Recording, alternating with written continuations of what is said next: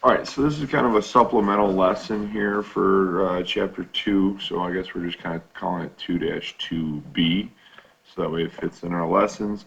We'll start with reviewing here, and what we're going to do in this lesson is we're going to learn how to solve equations with decimals. So we already learned how to, solve equations with multiplication in it. Now we're just going to learn how to solve equations with decimals. So you've learned the skill. Now we'll just continue practicing the skill with rational numbers. So again, we have 2x equals 20.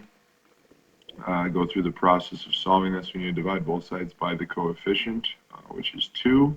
So the 2's will cancel, and we're left with x equals 10. Okay, so be sure you're still showing the work here. So we still have these examples. It's a lot easier to think of this stuff when you have easy numbers to work with rather than trying to do them with more difficult numbers. So be sure to just, get in the habit of using the skill. So now we have x divided by -3 equals 36. So since we're dividing by -3, we need to multiply both sides by -3. All right, that will allow the negatives to cancel. We'll have the 3's cancel. We're left with x is equal to, all right, we know we're going to get a negative because we have one negative involved, so our answer will be negative. And if we multiply this, we're going to get an 8 here and a 1 here, and 3 times 3 is 9, and then we'll have 10, so negative 108 will be our answer. All right, so again, here's your steps. Step 1, simplify both sides of the equation, which means like combine like terms. Number 2 is get rid of any addition or subtraction to the side with the variable. And number 3 is get rid of any multiplication or division to the side with the variable. So everything, focus on the variable first. Now, if you think about order of operations is PEMDAS. All right, look at here, we're dealing with addition and subtraction first. So when we go to solving equations, we actually work the PEMDAS backwards. We'll take care of the addition and subtraction first. This is first, and now we're going to do multiplication division second. Okay, so we actually we undo the equation, we undo it backwards, order of operations. Okay, so the answer here says round to the nearest tenth, so we'll have to pay attention to that when we're leaving our answer. Okay, so if this were your homework assignment, you would need to copy it out of the book before you get started. But since it's written here, we'll just go ahead and get started. So since we're subtracting 4.92, okay, this is the side of the variable, so this is the side we look at. This is like a negative 4.92, so I need a positive 4.92 to cancel it off. Whatever I do to one side, I have to do the other. So plus 4.92. Again, it's going to be helpful if I just line everything up. Let's get our line, add it across, bring your x down. This will cancel, change to 0. All right, bring your equal sign down. All right, now we go ahead and add our decimals. So we get 6. We'll get a 12 here. We'll get another 12 here. And we'll get a 2. Bring your decimal point straight down. So our answer is 22.26. However, it's set around to the nearest tenth. All right, so what we'll have to do is we have to look at the hundredths place. And since it is a 6, it is greater than 5, so we need to round it up. So we'll say that x equals 22.3, and that's my final answer. So since it tells us to round it up, we drop the 6 off, and since it is a 5, 6, 7, 8, or 9, we'll make the next number a 3. All right, so example 2 here. Now we look on the right side because that's where my variable is. All right, since I'm dividing by 1.9, let's go ahead and multiply both sides by 1.9. And you know what? I'm actually going to rewrite this so that way I have some room on the left-hand side. So let's go 17.9 equals x over 1.9. Let's multiply both sides by 1.9. All right, these two things are going to turn into 1, so I get x is equal to, okay, and then feel free to Jump on your calculators here when you're doing homework.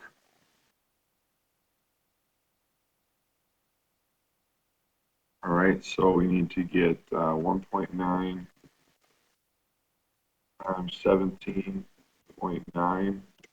We get 34.01.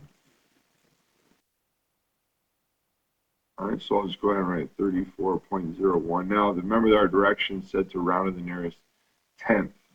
So let's look at that. So this is our hundredth right here. We'll cut that one off, but since it's less than 5, okay, if it was a 0, 1, 2, 3, or 4, we're just going to cut it off and we're going to leave it as this number. So we're going to say x equal to 34.0.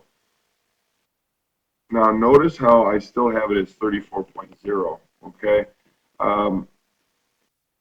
You should always still include the 0, okay? Since we are rounding, all right, this number is actually not equal to just 34. The number is 34.01. So when you round it to the nearest tenth, it's going to be 34.0. It's important to show the 0. In this case, 34.0 does not equal 34. They're not the same. Okay? If you wrote 34, that means the number is exactly 34. Okay? This would stand for exactly 34. You had exactly 34 for an answer. Okay? Now, 34.0, what that tells me is that it is rounded to 34.0. Okay, so be sure to include that 0.0 if you are rounding your answer. Now, if you actually get an answer that is exactly 34, it's totally fine to write 34 because 34 with nothing behind it, that means it's exactly 34. However, 34.0 tells me as a teacher that you rounded your answer and the hundredths place was less than 5, so you rounded it down and left it as 34.0. So, in other words, you do have to have 34.0. It's a different answer than just 34. All right, let me know if you have any questions with that in class. All right, example 3 here. Let's go ahead and copy this down so that way I have some room to work. 2.3 plus 3, quantity times x equals 25.5. All right, now I'm going to do order of operations, okay? Remember step 1? Okay, look at step 1. Simplify both sides of the equation. So that means I need to take care of what's on the left first. I want to get that down to this most simplified version that I can. So I'm going to go ahead and do this part first, okay? So I'm going to get 5.3 times x equals 25.5, okay? Now it looks pretty simple for us to do. All I need to do is divide by the coefficient, 5.3, divide by 5.3. All right, that'll cancel. I get x is equal to, okay, and if you want to, you can jump onto your calculators. We'll get 25.5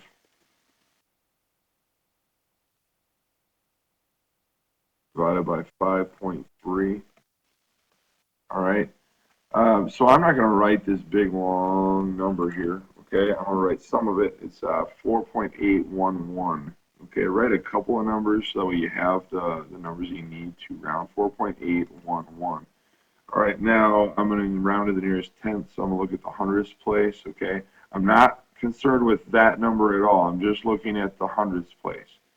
Okay, this number does not matter. All I'm doing is looking at the hundredths. So since this is less than 5, we're going to just cut it off and leave it as 4.8. So we're going to say x equals 4.8, and that is my final answer. Okay, I would like to see these extra numbers.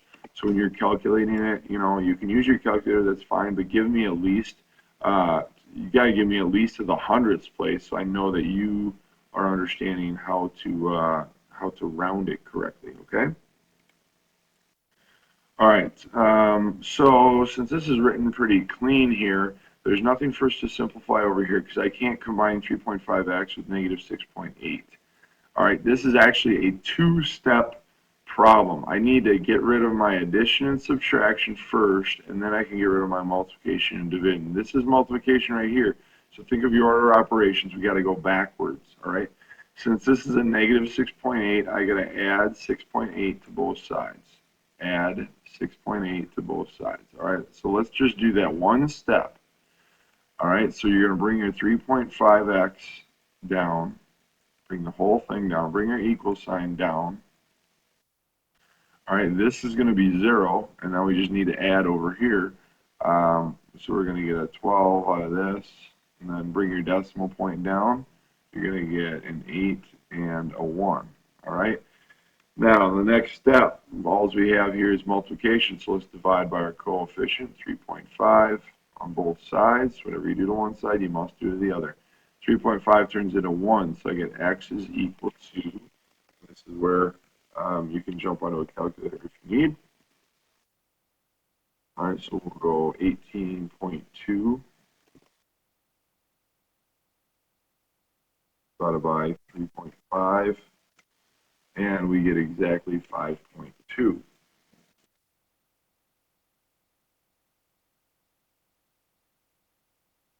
And it's already in tenths form, and it was exactly, so we'll just leave it as x equals 5.2. All right, now how could we check this? Well, you can check your answers always with the calculator here. All we need to do is plug 5.2 in for x. So I'm going to start right here. I'm going to do 3.5 times 5.2. Okay, I'm going to hit enter, and that equals 18.2. All right, now we had this negative 6.8, so I can say plus. All right, and then I think my negative button is right here, plus negative. Okay, I'm going to clear this thing out. We're going to say 18.2, because I think that's what I got. Let's try it again. 3.5 times 5.2 equals 18.2. And then I'm going to say plus 6.8, and then I'm going to see if I can hit my negative now. There.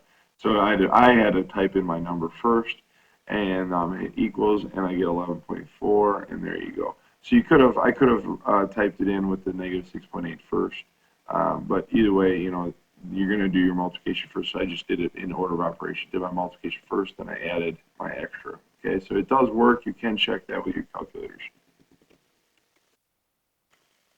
All right, so in order to have a little room to work here, I'm going to copy this down. So we're going to do x over 2.1 minus. And you know what? Right here, I'm gonna fix this. When I'm copying this down, okay. Notice right here we have an uh-oh. All right, I have two negatives there together.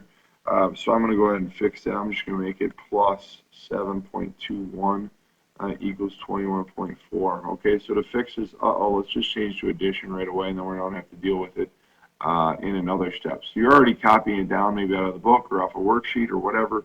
Let's fix it right away. If it is on a worksheet, you do need to rewrite it so that way we know it's plus, or just circle it and then write a plus so that way remember, okay, you just fixed the by making it an addition. All right, so now we have to undo addition and subtraction first. So we have a positive 7.21, so let's go ahead and subtract 7.21 on both sides. All right, this is going to be 0, so we just bring this down, x divided by 2.1. Bring your equal sign down, and then here you're going to have a 0. Okay, so we got to match up all these places. So this would be a 10, and change this to a 3. So we'll make this a 9. This would be a 1. Bring your decimal point down. We can make that 11. Change that to a 1. So this can be a 4 and a 1. So 14.19. All right, so now we're dividing by 2.1, so you're going to multiply both sides by 2.1. All right, the 2.1s will cancel, so I'm left with x is equal to, all right, so I'm going to find x. All right, so 14.19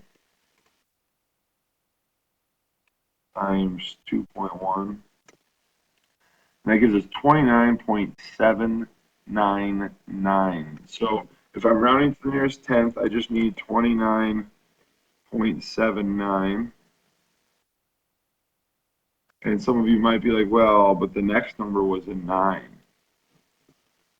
Okay, the next number was a 9, so wouldn't that make this 9 go up? Well, we're just getting rid of that one completely. You don't have to look at that one because it just says to compare or round to the nearest tenth. So if you want, I can write it.